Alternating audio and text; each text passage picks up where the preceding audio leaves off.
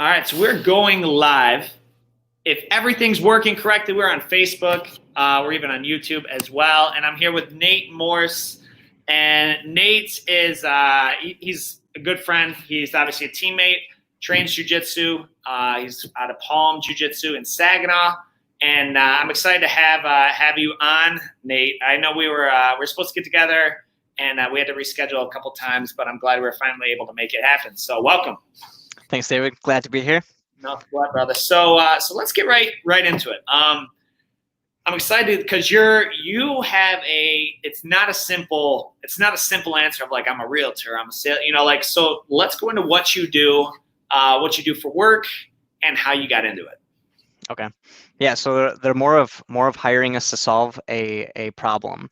And so the problem is most websites, so let's say like you were saying realtors. So if you look at a real estate website, a lot of times it's going to have all of the houses that it has for sale, and you can sort them any way you want. Now, if you were to go into their physical location, the experience would be, let's say that you wanted to buy houses for families, and you say, okay, I have 4 kids, and I want to see a house that's like, what's the best one in terms of like commuting to school. They would sit you down with someone, get down all your wants and needs and your contact information, and they would start a relationship and follow up with you. But if you go to their website, they are basically going to say, here's everything that we have. You can sort it any way you want. But in terms of figuring out which one is right for you, you're kind of on your own. So don't try to connect with us until you've picked one out that you want to go look at. And you've kind of narrowed down to that. So that results in businesses losing a lot of business because the basically shoppers have to go elsewhere to go through that research and discovery process. So we create an experience on their website that connects with those stages of shoppers that are in those discovery phases, which gives the business a lot more leads. It gives them a lot more conversations because we'll have a way that kind of follows up with them automatically to get them to engage in a two-way conversation, and then ultimately more sales from that. So that's it. And it started when I was young, when I was a kid, started doing web development, and was kind of just trying to figure out like, okay, what's the purpose of this? And it's really to connect with the people that are visiting it. So, as I got older, I kind of worked in every stage of the sales process. So I had a job doing door to door, just getting leads. And then after that, I worked at a phone sales company where people were coming in the door, and I had to sell them. And then after that, I worked at a car dealership, and that one there were no leads coming in, and so that one I actually did pretty bad at, and that did not work out that well. But that kind of gave me like a chip on the shoulder of like, okay, like where are the people? Found out later that there's like a ton of people on their website, and they're not even like connecting with them. So, anyways, that's what it started. And so that was kind of my next question is, do you find that there's a certain industry that like desperately needs help in this, in terms of what you do? Like, is there like that's an industry where their websites are notoriously not customer friendly? They're either overwhelming or like, here, you do it, you find out what you need, and then, we'll cash you out whenever you're ready. Like, is there an industry that's pretty common that you work with? Yes. Yeah. So it'd be more of on a scale of kind of the buyer's journey, and let's say it's in terms of like how much research needs to be done. So like if you're shopping and you're looking at let's say that you're looking at shampoo, like you're probably not going to go through like there's not going to be like a huge research process for the shampoo. There's not like much risk in just buying it and going with it, because you just get a different one later, right? But if you're going to buy a house, or you're going to buy a car or something expensive, there's a way longer research and discovery process in that. And so there's a higher chance of you making a mistake, and so you're going to do more research. And so if the businesses that we see, we could say it's like I don't know, be the right way to put their website, but it's all kind of like a classified setup where it has everything that they have for sale, and then it's basically contact us and what they have. And so any business that I would say gets like 10,000 or more visitors per month, and sells items like that, chances are is that they need that. They're gonna be the biggest ones because there's so many people coming to the site and they're paying so much. Like there's some businesses where they're paying like, let's say they're paying 10, 20 grand a month to get people there, but they're only converting 1 or 2%. Like that's not, so if we go in and we can double or triple how many people they connect with and just fill their pipeline and give them better information for the shoppers, we can talk about that later. Like that's a ton of ROI. So a lot of times they'll just shave off an amount, give it to us, and then we give them way more, and like then they're set. So it's a big difference in terms of like how many shoppers they get, because that's what their salespeople should be. They should be trying to get as many opportunities as possible.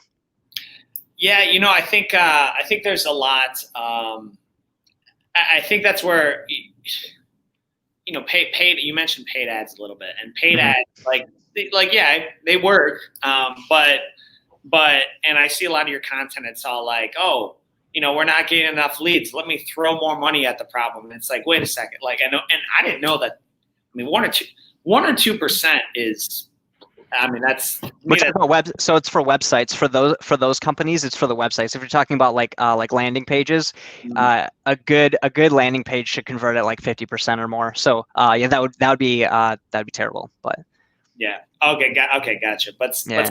But that, and that's where a lot of them, and I think that websites they do tend to get slept on, or like you put it really well. Like they're just a digital brochure. Like okay, here's what we offer. They get referred to, but that's like pretty much it. And then nobody's considering the opportunity is that like everybody's living on their phones. So like they're there all the time and you can get in front of them.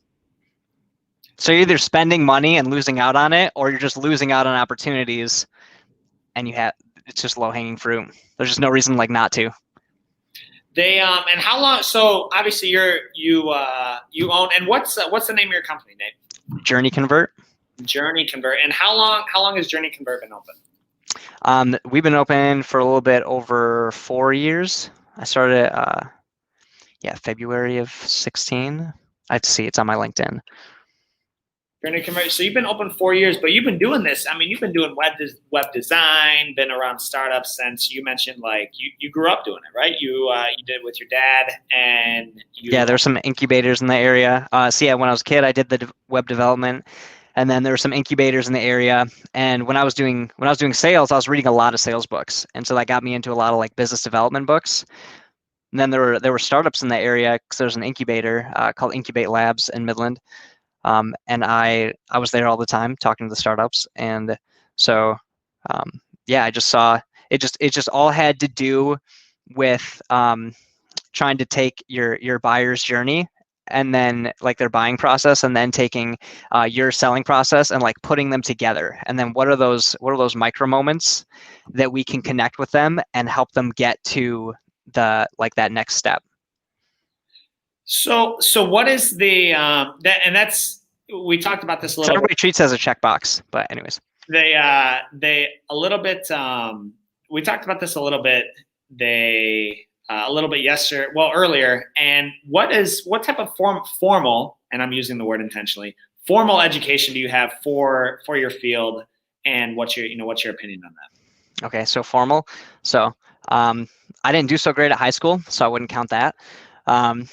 I went to a community college for 1 semester. I was taking 10 credits, dropped 7 of them to go work at the car dealership, and then kept 1 class for business law. So I have 3 credits to date. So in terms of formal education, that's it. But in terms of like courses and reading material, and even just trying to get in communities and see what's out there, would we include that in formal education? Well, or we call that more like self-educate. Like, what do you call it nowadays? I feel like it's a murky. Yeah, well, to me, you're asking me. Formal education is like I paid money for credits and I went to the class and they formally taught me, and that's it. Because like continuing education, I'm huge on. Like like you're posting a lot of books that are on my list, and you've shared a lot of books that I've read. Like I'm huge on continuing education. I think that should be like, and I get a bad rap because I'm pretty open about my opinion on formal education in college, but I highly support education. Like you shouldn't be ignorant. But that's my definition of formal. And you mentioned, so you started for business law. So what did you plan to go for? Like, what did you like? Like, do you plan to do legal, or what was your plan with that when you No, started? I was going for automotive marketing and management. That was just one of the classes that was in there. And it was the only one that I could keep with my schedule because I had to work. I had to be at the dealership from 8 to 6, and that was the only night class that was on my schedule. So can I talk just about sort of like you indirectly sort of hit something that I think a lot of entrepreneurs, business owners have come to realize in many cases. Like you were like, I took this class because I was busy working, making money, and at my job.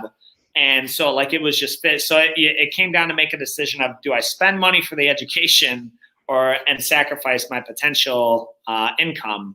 Like, was there ever a point in your mind, as like there had to have been, where you're like, why am I continuing to do this? When I'm gonna sacrifice my opportunity to make money so that I can not make money and in turn spend money for something that may or may not be in my field. Did that conversation ever have happen with yourself? Yeah, for sure. So the way that I was, viewing things in life, you're trying to be resourceful, right? So you're trying to figure out, okay, what's the thing that I need to do right now to get me to the next step? And so, yeah, there's that opportunity cost. So like when I'm looking at okay, education wise, what do I need to learn? Right. If you decide that that's what you need to do, if that's the priority to help you get to the next step, then you should be trying to figure out what can give me that benefit the quickest, and how certain am I that it's going to give that benefit. So for me, just because I was going in for marketing, right, which a lot of that is testing things to see if they're working right now or not. And a lot of things that work now didn't even work a year before. So when I looked at and started going to school for it, I realized that we're for marketing, right? If they're like a neurosurgeon, like I want them to have some kind of regulated procedure that they do.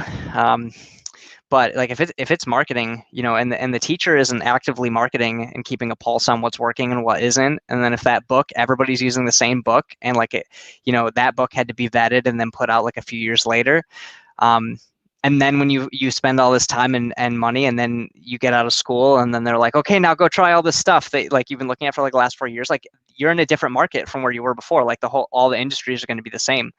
Like I've had friends that got out of school with marketing degrees, and I'll ask them questions, and like a lot of them won't even know like what like Google Analytics is, which like if someone gets into digital marketing, like that's the basic thing that you need on your site so that you can understand people that are coming to their site, and they don't even know like what that is, and they're going for like big schools. So I'm like, okay, there's going to be probably some fundamentals and stuff that they can learn in there, but like you could probably take like a marketing 101 basics book, and take those fundamentals, and then take that extra money and go put it into courses for like what's working right now.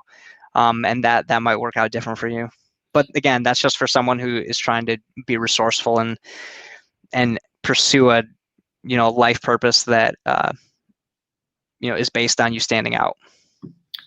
I think that's a huge, especially because marketing's like, you mentioned earlier, it's a sexy industry. Yeah, you're just testing things. A lot it's just, I'm just gonna see if this is gonna work right now. Yeah, the thing that you're testing could be sexy. That's like where it kind of gets different, or like how you perceive yourself as testing sexy things. But yeah, at the end of the day, it's really just testing. Like a lot of times it's just does this headline connect with someone more than this one? Like for example, someone could say that they are having let's say for jiu-jitsu, like if you go out into a group of people and any market per se, you could go up to a group of people at the farmers market, and that would be a market, right? And then we could try to test that and say like, hey, like I can help you guys enjoy your day more, right? Let's say that was like version 1, and then as you get deeper into it,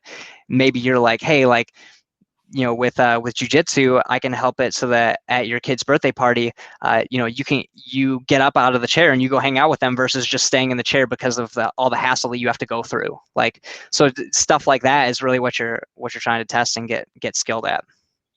Well, and so on the topic of that, like I think it was inevitable, right? We're gonna bring jujitsu into the conversation. So how has I see right away how it could benefit and crossover. But what role has jiu-jitsu played in your business realm, career realm, that sort of trial and error, stage of what you do? Like, what role has that played? How significant of a role? Tell me a little bit about that. Okay, so I know that I figured this much out for sure, that you have to like maintain your momentum in life in order to kind of get what you want, or at least it's going to be way more difficult if you don't. So let's say, for example, if you're doing good in a situation, and then you're like, okay, now I can rest, right? You're basically just gonna screw off for a little bit. Or if you're doing good and then you get discouraged, then you might give up, right? So if every area of your life, if you have that going on, and not saying I did, but if you have that going on, that's gonna deter you away, right? So you're gonna need to like keep your maintain and regulate that mindset, because the mindset is gonna give you the perception of that's gonna decide how you act on that thing in front of you, or if you're going to act on it, like the urgency level of it. Are you looking at long-term benefit? Just like if you're, what reasons are you doing the thing for? Like that just changes everything. So you have to regulate all that stuff. And when you're in a position where, you're pretty much doing your own thing, you don't have that pressure for like maintaining. And that I wanted to have that, and even push it further, right? Like how do we push mental endurance further, and how do we get more quality out of our day? And so if I can be in that environment, and it also hits like my physical and like social goals, it was like hitting multiple things in one area. So if I can get that main benefit, that's going to pour over into the rest of my life in terms of like mental endurance, and then all of that, like that was a no-brainer for me. But then it turned into like a super awesome journey. Like you see, I have medals in the back. Like that was super fun, and then met a lot of awesome people. So that was the original reason. Yeah, but definitely got more out of it than I anticipated. So you're actually like because we see a lot of people coming through the gym, and you're actually the minority. You knew I need to be in this, to be around this environment of people, because a lot of people, they're like, I want self-defense, and like, of course, self-defense, fitness, like without question. No, I was there to get destroyed and tear down, like as a person. Okay, yeah, you're the minority. Yep, yeah, no. Yep, and did it? So I assume, did it deliver? Yeah, for sure, definitely leveled up. I also like push. I also put a lot of like I'm like a really squeaky wheel, and I put a lot of pressure on the system to try to give me more of that as well. So I remember being in the beginning, being like, okay, in like 6 months, I'll be able to be decent of that. And whether I thought that or not, like because I felt like it was a possibility, even though it was really hard, like I tell that to people, and then like get people that would be like, no way, like you're gonna overtrain, or like low chances or whatever. So I like adding that intensity in. But yeah, going in, that's what it was, is basically to make it difficult for myself. So if I can go in and create people that doubt me, like that's like really good fuel from the get-go.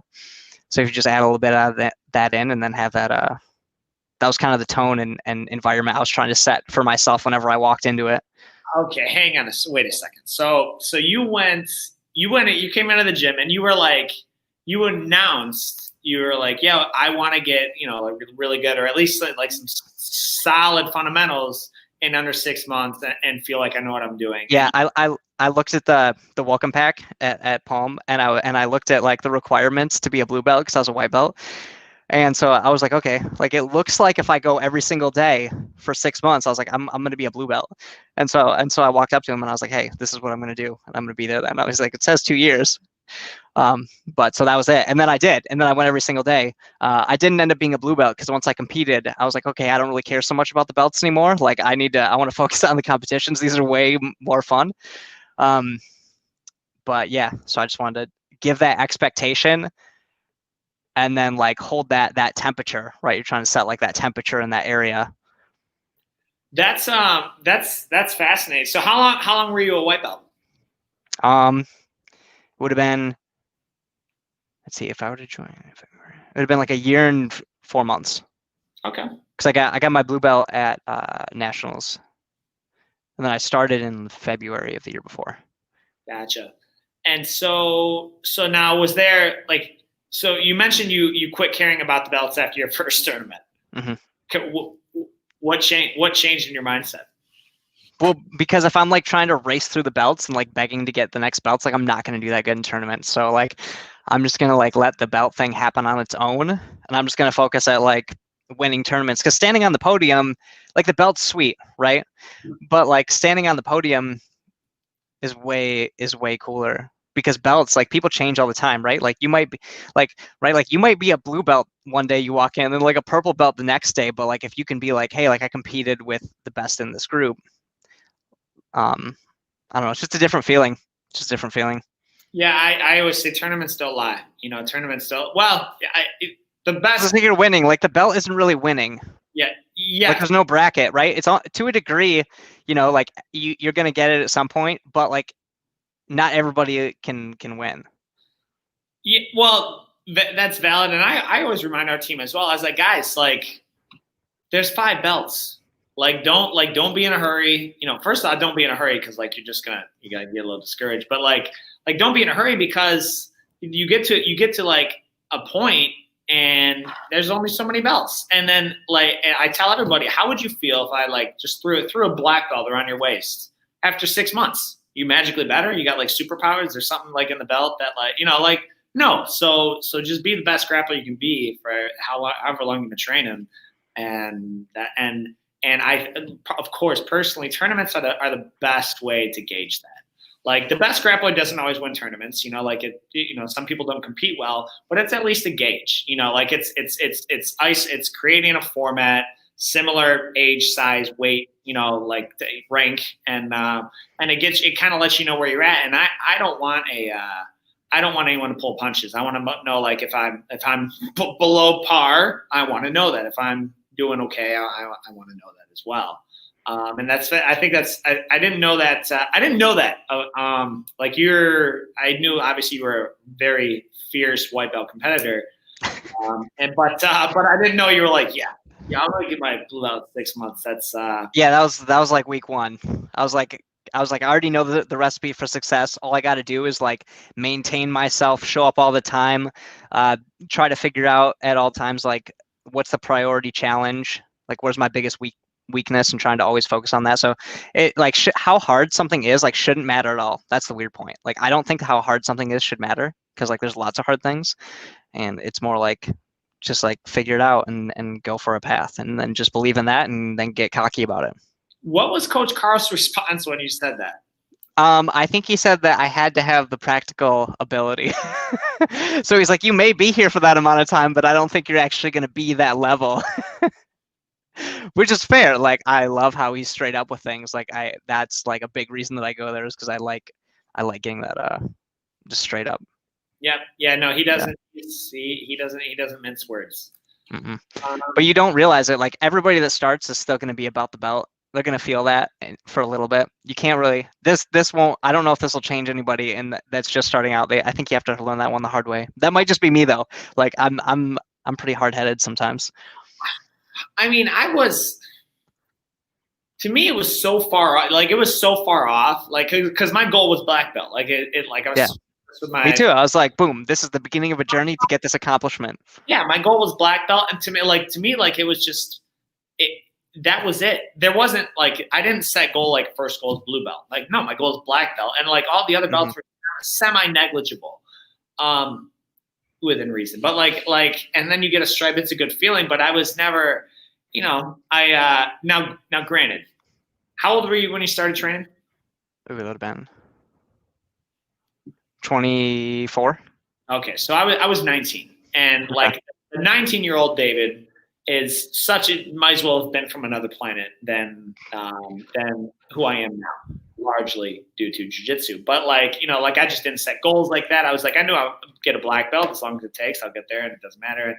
But like a lot of people, like I was talking with Coach Muhammad about this, like they're asking about the belts, and I was like, guys, like you're doing everything right. Like like there's just some things that take a little bit of time. Like like that. I don't know any other way to. I don't know any other way to do that. You want to know what I bet this is? This could go into a marketing thing too, right? So a lot of times marketing is putting something out there that shifts their paradigm, right? Like if you can do that, all of a sudden now you're a thought leader to that person.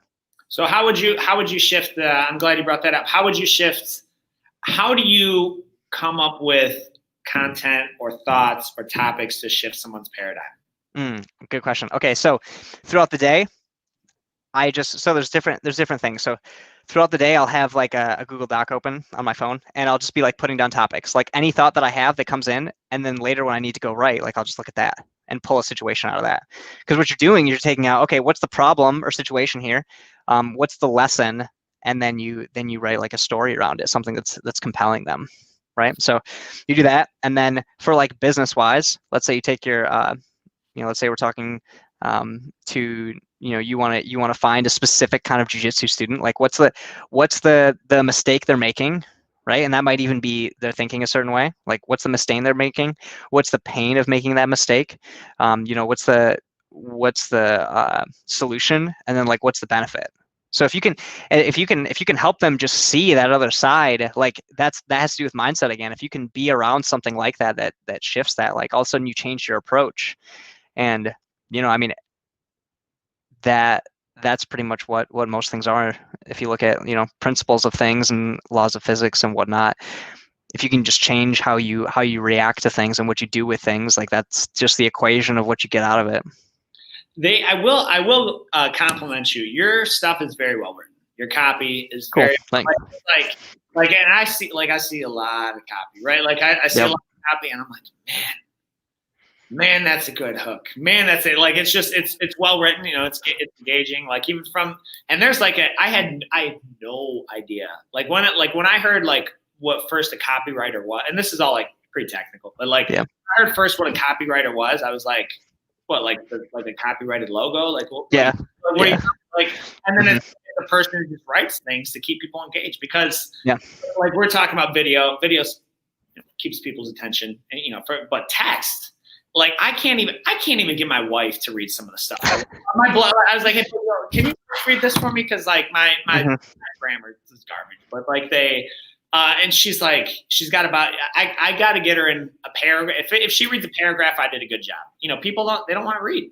So but yours is well written. So do you want any tips on that? How'd you learn? Yeah, how'd you learn to write so well? Okay, so I mean we'd have to do like a whole nother podcast in and of itself for like a full how'd you get there. But I mean if we look at so conversions, right? So the name journey convert, right? So you have someone's journey that they need to go on to take a step that you want them to take, and then convert means that they take the step that you want. So if we're looking at like you want someone to continue reading, so let's say you make like a long post, right? And you have a call to action at the end where you're asking them to take a step. You have to get them to that spot, right? So like those first couple lines only sell a couple other lines, and then those lines sell a couple other lines. So like you have to continually be pulling them through to get them to the bottom by building. You can think of almost like a emotional arousal to a degree, but something that's compelling to them and is hitting a point that they have in a moment that they resonate with or is interesting, and bringing them to that point where then you can even give it. Because if you're not just selling them to that point, you can't. So it's like calling them out. A lot of times it'll be like making sure that, so in the first couple lines, maybe it says something about like for me, it might say something with websites, right? So like people with websites, like, okay, now that's interesting, but you have to use those first couple ones to get them to click like see more, and then get them to continue reading.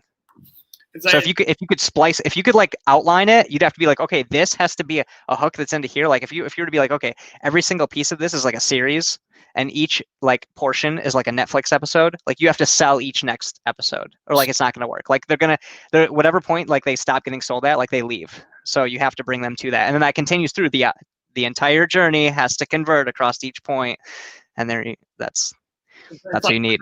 Hansel and Gretel breadcrumbs. Like, here you go. Like, I got you. You know, this will get you to the next one. This will get you to the next one. Mm-hmm. A And lot of it's like we call like pill pocketing. So essentially what that is do you know what, have you ever heard of a pill pocket? Like it's for like a dog. Okay, so if you try to give a dog like tell them, hey, like take your medicine, that's not like if you have a pill for them for whatever reason, like they're not just going to take that.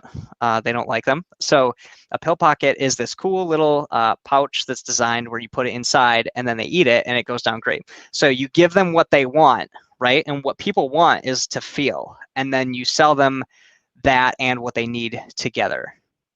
So you have to do that along the way to take them where they want. gotcha.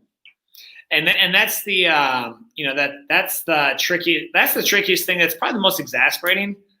People are so fickle. They're so, and you going back to your testing of like, let me test this and see what works. And you know, with you being in marketing, like that's got to be, I'm sure you know your insights, your demographics, you know what they look like, and like I'm just like, man, you know, like it can almost. I'm not even focused that much on demographics. Demographics are more like, can they do it or not? And then psychographics, like their interests are can they or not. So that might even be like, you know, are they a good fit? Like it's not always about trying to find people who can. It's like, who are the people that you want? Gotcha. Sure. Like who's ideal? Sure. So you mentioned how did you're huge on mindset. You kind of mentioned a little bit in the beginning. I want to go back to it just kind of briefly.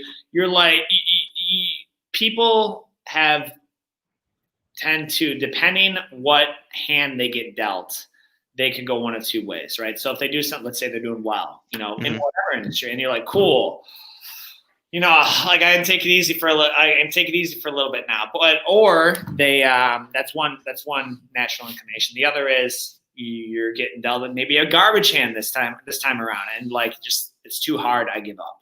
You know, both of those are common mindsets.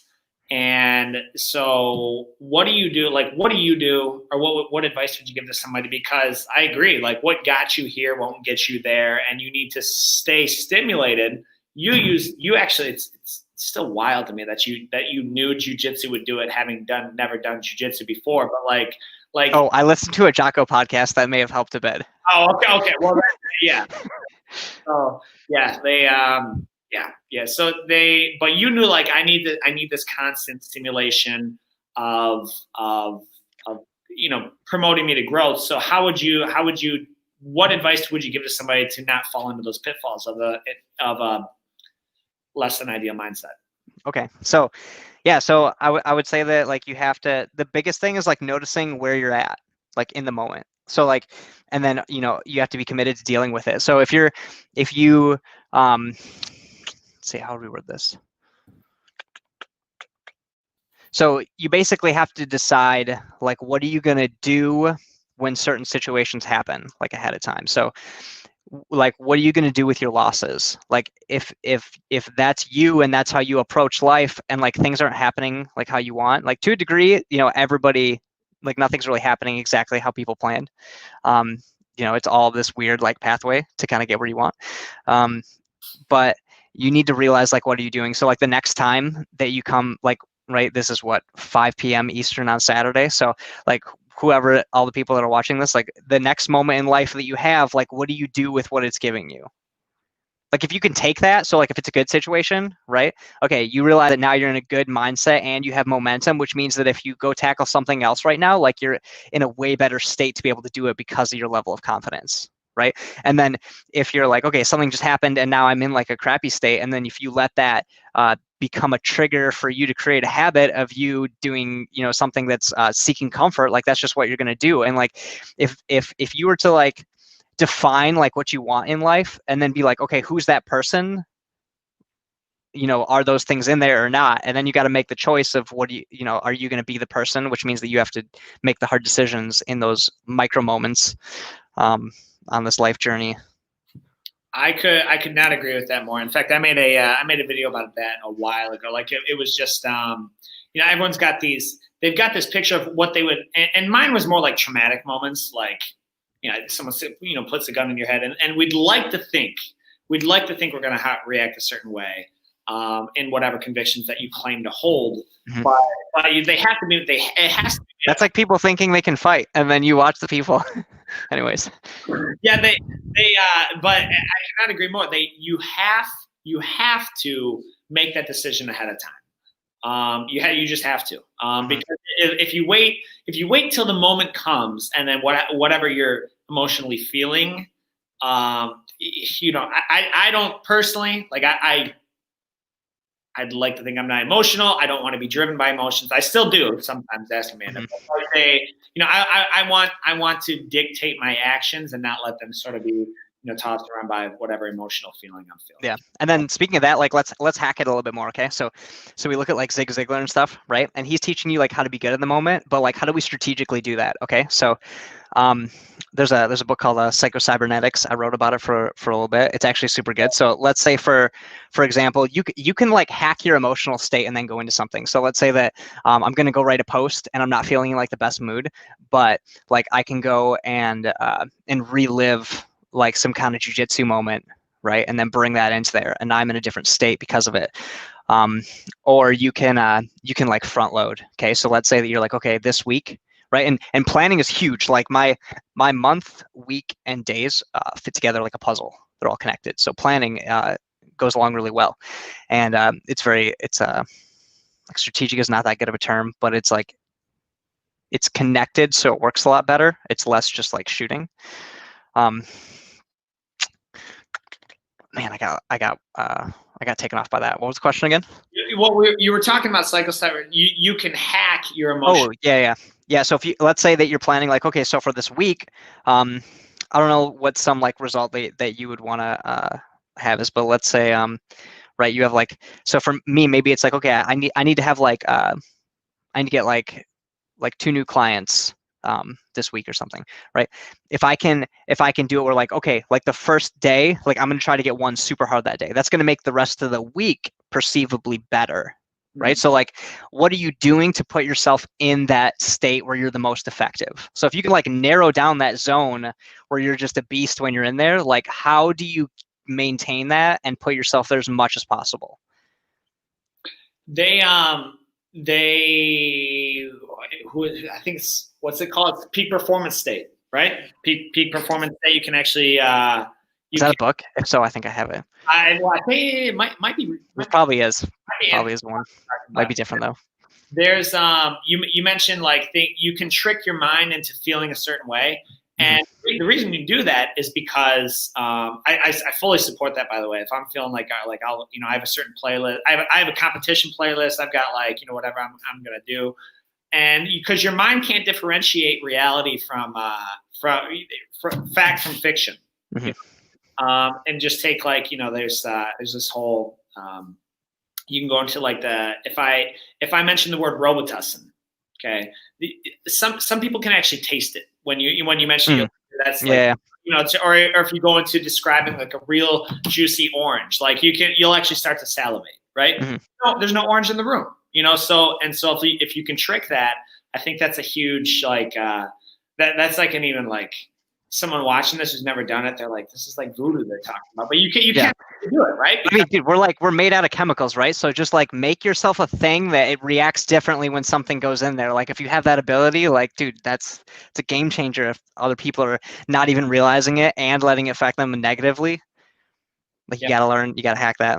I agree with that. That's fun. I didn't even plan to pick that up. I thought I was like one of the only people who do that. I was like, I'm feeling garbage. Let me get out of this muck. So what are your go ahead. I was going to jump in for a second because you said that. So I was going to say before when we were talking about, because it's interesting that everybody's focused on black belt, right? And you were like, hey, I thought I was the only person that thought that, right? And that's because like you don't see more of that. So if we put out more of like tournament focused and like life focused to some degree, right? Like you might be able to actually like change it and attract those people in, because otherwise other people are like, oh cool, it's just like a black belt. But like if they don't care about the black belt, and if that like level of ego that it gives them, like if they're not looking for that, like then all of a sudden you lost the people that I might actually be the right people, because you're not showing the things that they would actually want. That's it. Like that's where they would experience the value. But if they can't see that that's where they get that, and it doesn't resonate with their situation, then like it's not going to work. That's a good point. You're not going to compel them. You're not going to sell that next step. So what are some of your, I think we've covered a few of them, but what are some of your keys to success? You know, or you can, I mean, that's hard because like I don't feel like I'm like a successful person like that, where that question should be asked to me. But like I guess right, it'd be like a subjective thing. Like for me, I guess like I am successful in my own like subjective definition of like where I'm at, and like what I've been through, and what I want in life. So I mean, let's see. So keys to success. I mean, you have to basically decide what you want. Like that's an obvious one. Like you have to be super crystal clear in it, and have your, it's super corny, and this sounds like cliche, but like you have to have that why. Like if you don't have that reason, then you're going to basically be miserable. So you got to find out what that thing is. And then once you find something that has like value in the world, then just like you basically just make that what you do, and just like listen to what you want, right? But it depends. Like what I want aligns really well with what kind of the world has set up in terms of like being able to live, versus like if you're going to do if I were to choose to do jujitsu full time, like it might not have a lifestyle that I want, right? So you got to find like what's that equation that gives you the life that you want, and then like how are you going to get there? And just don't ever think that it's just going to happen. Like you basically have to make it happen, and like take that responsibility on yourself. Otherwise, you could just like look back and and regret all the actions that you could have taken, but you weren't even, your mindset wasn't set to going there. It was set to being like reactive. I think it's very important to one day I'll find out how not to have my phone notification. But I think it's even put on do not disturb. The side button, dude. The side button. I tried this. I think it's very important that to you mentioned you're like, I don't feel I'm successful. Well, because everyone's definition of success, it's constantly changing. Like I'm like, if I was like younger me, I would kill to be where I'm at now, right? But like if I'm looking at like overall, like where do I want to be at? Like no. But then like even where I'm thinking like next level, because I have it defined, right? Even once I hit then, like I know that target is going to move, and that's a big deal too. Like, okay, so your target is important. Like if you're feeling like uninspired, or like let's say that you hit that goal once, you might not realize it, but your target not being big enough, like it needs to be moving. Like that might be a reason that you're not happy or not inspired, or not like you don't have like a big fire, is because the target that you're going for isn't life changing, and that's what you need.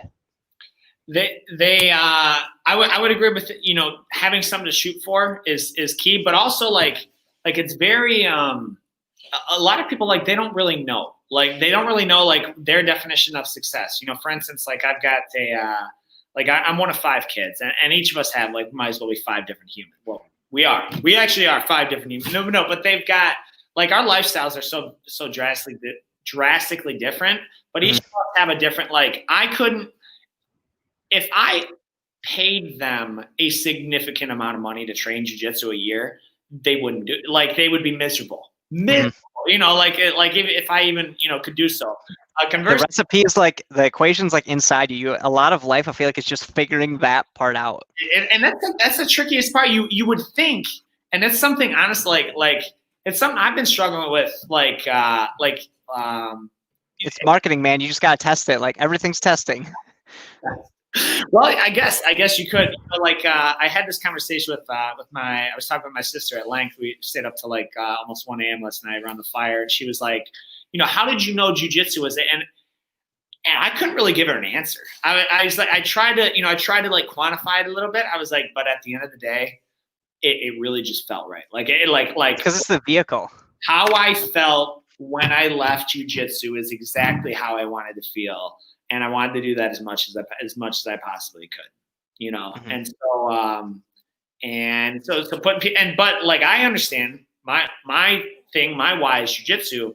I'm not gonna fit a square peg in a round hole, you know. Like that's your why, your definition of success could look completely different. And if that means, here's the key, like if that means like, you know, you hear successful, you think like $1 million a year. If that means you're making 50 or 60,000 and like you know, you've got a 9 to 5, but you like what you do and like you get 2 weeks vacation, like you're winning. Like that's okay. Like that, you can win that way, you know, Yeah. like I still say try it. Because people will zone in on kind of like the lifestyle that they want or how they want life to be and what they get.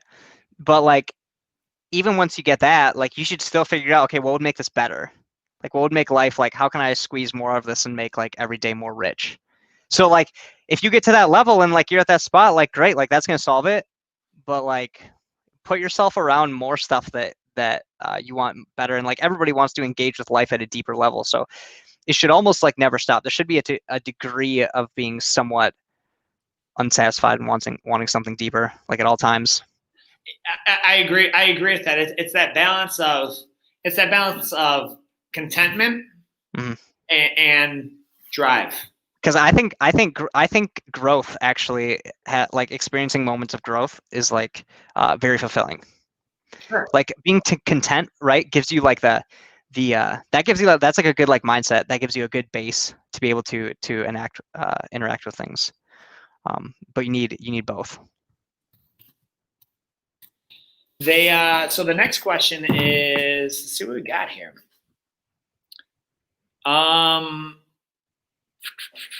What made you go into business for yourself? And was there a turning point in your career that made you go into business for yourself?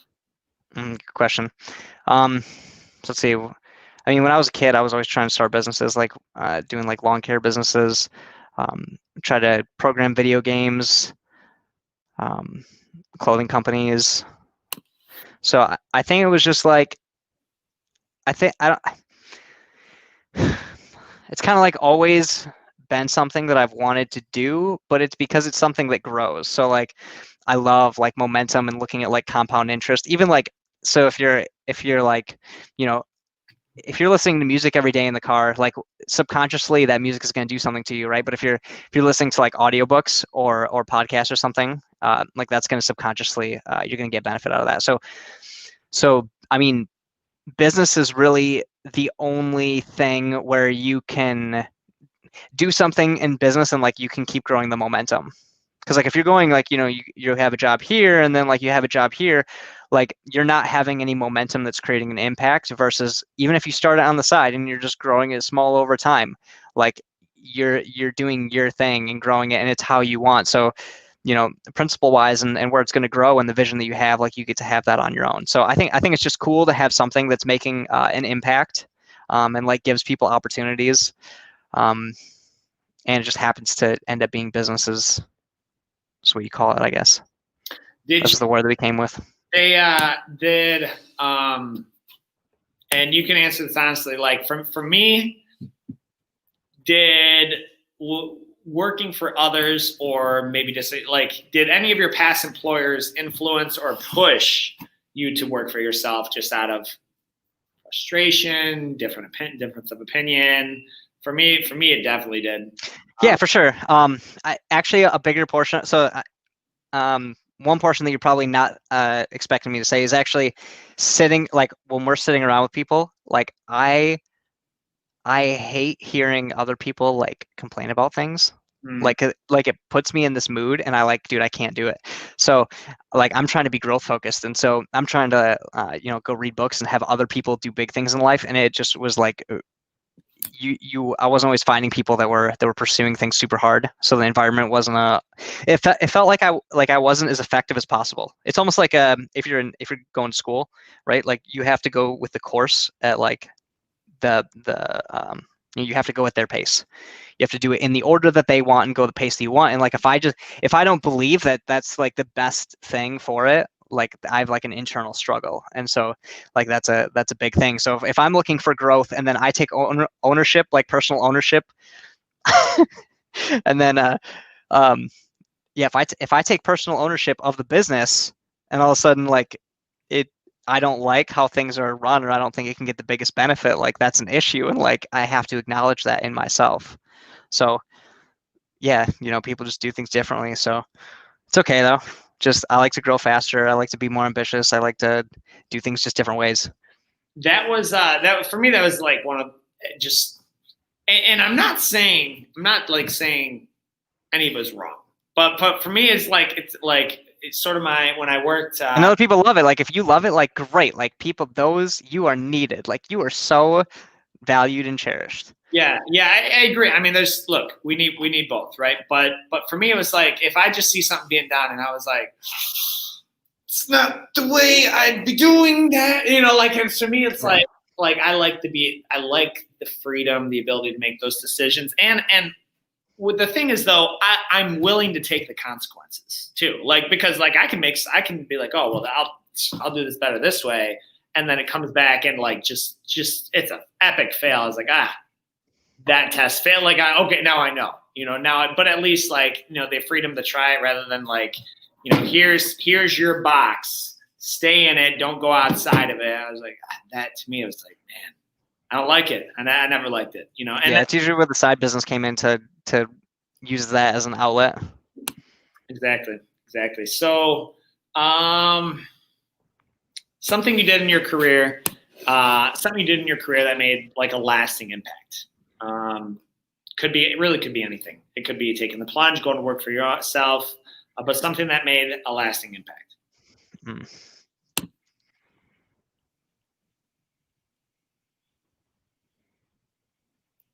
It's a lot. It's a big question. Well, let me go. Let's come back to it then. So Okay. if you've got like, because I worked with. I've got a deep heart for like young adults, what I'm calling like high schoolers, college age, and they're in like a really really pivotal moment of their life, right? Like so they could choose. They're choosing their career path. What advice would you give to them? Give to them on how to choose it and the best way to go. How to really find their why. Yeah, I would say the first thing is like to understand there's a pitfall that just picking something because you feel like you have to and trying to be like, okay, what should I pick? And having that mindset is going to like screw you up years later down the road. And there's like so many people that you can see that are in that situation where, they just, they live for the weekend and it gives them the lifestyle that they want. And like, they drink when they get home from work. And it's just like, I just didn't want that. And like, that's what a lot of people are. So I'm like desperate to not have that no matter like what the cost is. But yeah, a lot of it's going to be just like, what do you want to do? Like what impact do you want to make? What do you like? Like, have you found anything that you like that people want to pay for? Like, are you doing this just for money? Like you might be going, it depends on what you're going for. Like if you're, what do you want at that moment? Some people want to go and travel and explore and like, sweet. Like if that's you, like go do your thing. There is no like, whatever anybody else says, like shouldn't really matter to what you want. Besides if you're causing harm, like obviously that's a given, but Of course. yeah, like if you want the college experience, like I had a friend and we kind of like parted ways in friendship and like I chose this path and like he wanted the college, he wanted the college lifestyle, and so I'm like, cool, you do you, I do me, and like that's if they want that, and like that's them. Like he probably wouldn't have been happy doing the things that I was doing, right? So that doesn't mean that it was right for him. So like that it's just hard. I can't even tell them. Like I would have to sit down to tell them like what they should even consider trying. But I would say if you don't, like if you like if you have an idea if you want, just figure out that path and go for it. And if you don't, like just talk to people and try a bunch of different things. Like go try a bunch of things that you think you could do and like see which one like resonates and then decide, do you want to do that as a career? And then, maybe pick like I'd say no matter what you do as like a career, you should probably have a side gig in this day and age if you can. It's a huge advantage.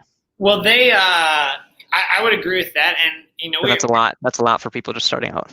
Well, I think they need it though. And we were having this conversation. I had this conversation a lot, like young adults. Okay. When you're 19, and I say this as my old age of 30, but like when you're 19, like you don't realize how young you are. Like you might as well, I've only got 10 years, 11 years on them. You might as well be a baby. Like you're at such an age of, I'm about to turn my phone off, man. But you're at such an age when you're expected to make a permanent life choice, and you're expected to make a permanent life choice at 19. And to me, like, I think it's like you said, a lot of people choose something just to choose something, and then they end up with, however many tens of thousands of student loan debt, and then they so much debt. Yeah, and then they're spending a couple decades paying it off. When in reality, if college was your course, it's not gonna hurt you to start at 22 or 23 and like make for real sure. If college was your course, that's what you're supposed to be doing. Like take a breather, and that's probably not the advice parents necessarily want to be hearing, because because it's all, I believe it's like keeping up with the Joneses. Like, because you're being pummeled. At least we were in 10th grade. Like, you got college reps coming in. Like here's. Okay. Remember how earlier I said that I walked in and I was like, kind of like trying to set the tone that I'm going to be good in a short amount of time. Yeah. Well, so I try to hack that with college as well to like a degree. So I'd ask all my friends' moms, parents, not just moms. That sounds funny, but I asked them all, do you think college is necessary, right? And they like all said yeah. They were like yeah. Without college, you can't think a certain way and all this stuff. And I'm like okay, cool. And I just put that in my fuel storage. And just try to do that for everything you can. That's it. That's a good hack your emotions though too. Yeah. Pull it out. Like, yeah. The more I talk about this, the more I want to make 2 fake resumes. Like, I want to make like a real resume of what I've actually got, and then I want to make like a fake resume like with the degrees, and see how good, like, John Smith can get a job without a degree, and see how good John Smith can with a degree. That'd be it's a pretty complicated test to run, but yeah, well, like I guess it would depend on the field you're going for, but I think like by and large, I think it's gonna be worth doing. Submit like 100 of each and do like a report of it. Yeah, right. Or just go live. Yeah, I'm not reporting anything, but like we document the whole thing, because we talk about it, and I'm like, man, like I just hear I hear it, and well, if they call you in, you just be like, nah, it was fake. Yeah. Unless it's fraud at that point, then never mind. Don't take my advice on this. I'll like completely shave, like do it once, right? But that's huge. So, do you have anything to add? So let me actually put your stuff here at the bottom. What's your website, Nate? So you could do natemorse.com, or there's also journeyconvert.com. You could do Journey Convert, I guess. Convert.com. Or maybe Nate Morse would be better, because I'll put like you can go to more things from there. Gotcha. And then also just LinkedIn and Facebook are good too. So it's it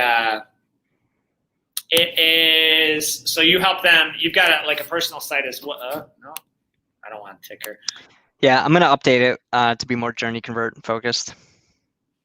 Gotcha. And so that's where they can go. Now, is there any...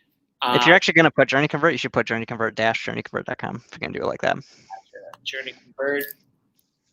Sorry to make you change it so many times. That's okay. So what, now is there any type of business or prereqs that a business should meet before reaching out to you? What should they expect? I mean, do you do free consults, free, check out their website and see what that looks like? Yeah, we do like a conversion audit on what they're doing.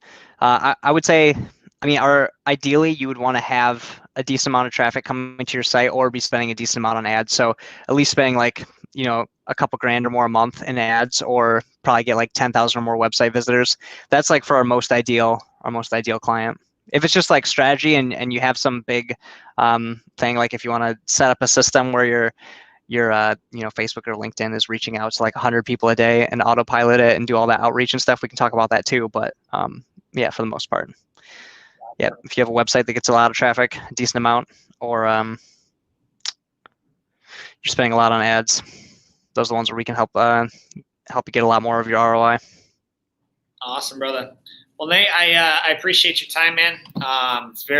These are Yeah. always, they can reach you. We'll tag you as well on socials. And then I hope that we'll have to go a little bit deeper more into your, I really like, we'll talk more about your mindset, your psycho-cybernetics, changing your emotional state. Cause that stuff I really dig. It's like Yeah. Dead Eye Mind to me. So As long as you're applying it, right? It feels good to read it and whatnot, but you actually have to like apply it. sure. Of course. Of course. Thank you so much, brother. We'll talk soon. And if you guys need someone if your website needs help converting people, you got a lot of traffic, maybe you're blowing money on ads and you're like, why am I doing this? JourneyConvert.com, they can help you out. Thanks so much, brother. Perfect. Talk to you Thanks, soon. David.